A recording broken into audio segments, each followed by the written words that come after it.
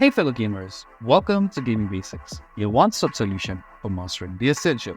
Let's dive in and level up together. In this video, I'm going to show you how to change your username in Destiny 2. To do so, you first need to head over to a web browser and on the URL bar, type in bungie.net, which will take you to the official website for Bungie. Now click on Destiny 2. So once you're in the Destiny 2 site, you need to log in. You can do so by clicking on this button if you haven't already logged in. As you can see, I've already logged in at this point. Now click on this tab right here, which is the Friends tab.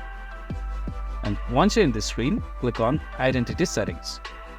And here you'll see this option called Bungie Name. Now to select a new username, just delete the previous one. And then type in the username you want to change it to. Like so.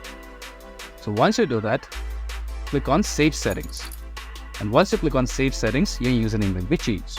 Keep in mind that you can only change your Bungie name once. If you found this video helpful, please give us a thumbs up.